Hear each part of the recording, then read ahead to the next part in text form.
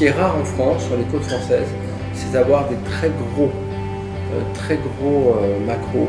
On a toujours des petits maquereaux de 200, 250 grammes. Là, on a des maquereaux qui font 1 kg, 1,5 kg. Vraiment, c'est très, très appréciable. Et l'avantage de ce maquereau, c'est qu'on peut lui donner beaucoup de valeur ajoutée. Il y a la partie, je dirais, la plus noble, c'est celle du haut, mais il y a le ventre aussi qui est très intéressant et la queue qui est très intéressante. Donc le maquereau est un poisson populaire en France, mais au Japon, c'est déjà un poisson assez noble. Ah ouais, nous, on pense que c'est un produit populaire, mais je trouvais qu'au Japon, on faisait très attention à manger le maquereau dans de bonnes conditions. Donc je trouve intéressant, moi je le pensais populaire au Japon et populaire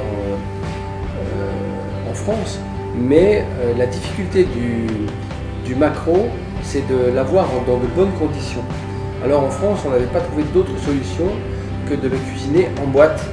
Et là, je trouvais intéressant de le cuire à l'unilatéral et de lui donner un peu de force, de piquant, avec un vinaigre de pomme réduit. Comment j'ai préparé le plat de maquereau cette fois-ci? De façon très simple.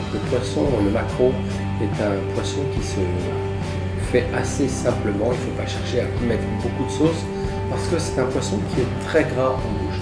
Donc j'ai grillé le maquereau, je l'ai poêlé juste sur le côté de la peau, et j'ai laissé cuire tout doucement jusqu'à avoir une peau assez croustillante.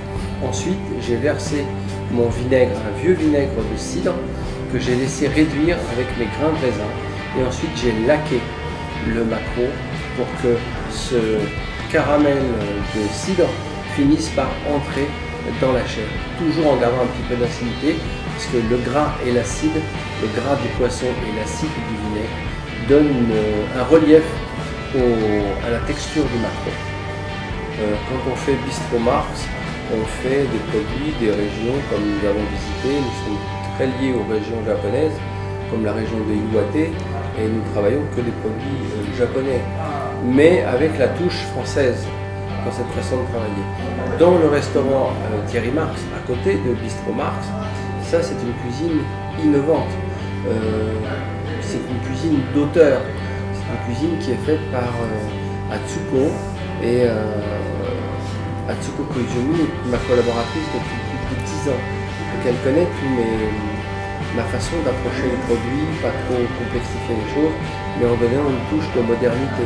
Donc il y a des expériences de saveurs que vous pouvez avoir à Tokyo que vous n'aurez pas à Paris, parce que ce n'est pas les mêmes produits.